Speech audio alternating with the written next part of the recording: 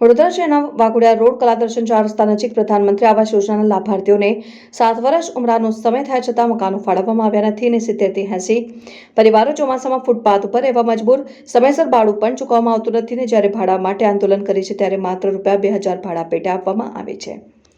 વડોદરા શહેરને smart city બનાવવાના ભાગરૂપે શહેરના વિવિધ વિસ્તારોમાં આવેલા કાચા પાકા મકાનો, ઝૂંપડાઓ પાલિકા તંત્ર દ્વારા દૂર કરવામાં આવ્યા હતા અને બદલામાં ત્યાં રહેતા લોકોને વિવિધ વિસ્તારોમાં વડાના આવાસોમાં મકાનોની ફાળવણી કરી વસાવવામાં આવ્યા હતા। આ જ રીતે શહેરના પૂર્વ વિસ્તારમાં આવેલા વાઘોડિયા રોડ કલાદર્શન 4 રસ્તા પાસેના ઝૂંપડાઓ 8 થી 8 વર્ષ અગાઉ દૂર કરવામાં આવ્યા હતા।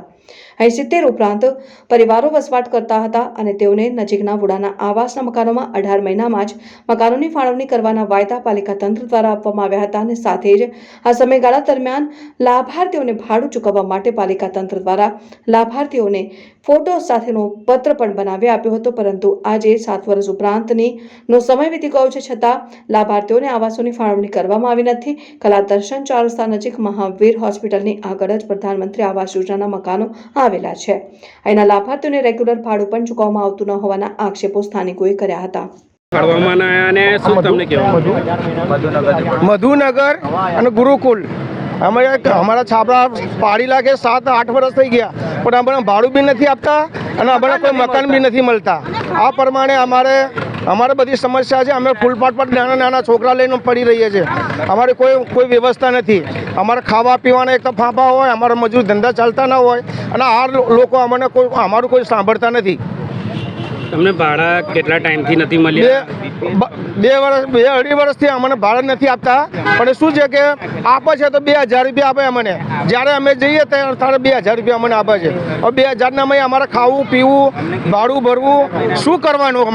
અમારા નાના નાના છોકરા લઈને અમે ફૂટપાથ પર પડી રહીએ છીએ, તો અમારે કઈ વ્યવસ્થા તો જોઈએ કે ના જોઈએ સર? આવાસ માટે કેટલા મહિના ફાળવવામાં આવ્યા અને શું કીધું હતું? અમારે કે 18 મહિનાની બોલી હતી। 18 મહિનામાં 7 વર્ષ થઈ ગયા, તો કોઈ અમારો અત્યાર સુધી કોઈ નિર્ણય આવેલો નથી। કોઈ અધિકારીને તમે વાત કરી હતી? હા, કલેક્ટર પાસે બી ગયા હતા, આપણે કોર્પોરેશનમાં ગયા, બધા ભત્તુભાઈ પાસે ગયા હતા, બધાની પાસે અમે ગયા છે। તમે કોઈ લેખિતમાં અરજી આપી કે મૌખિકમાં? લીખીને આપી છે, અમે અરજીઓ આપેલી છે, બધું કરેલું છે અમે। શું આવશે આપવામાં? કોઈ હજી અમારું કોઈ સાંભળતા જ નથી, કોઈ આવતા જ નથી અને કોઈ આપ બની ગયા છો તો અમને હજી એમ નથી કહેતા કે તમે કોઈ કોર્પોરેટરને તમે રજૂઆત કરી હતી એના વિશે? અહીંનો કોર્પોરેટર છે તો પણ એ કે છે ત્યાં બચારા, પણ કોઈ સાંભળતા જ નથી ત્યાં પણ। આપનો પરિચય? હા, હું કાલદાસ છું, મારું નામ કાલદાસ છે અને ગુરુકુળ મારો ઝૂંપડપટ્ટી હતી એનામાં હું રહેતો હતો।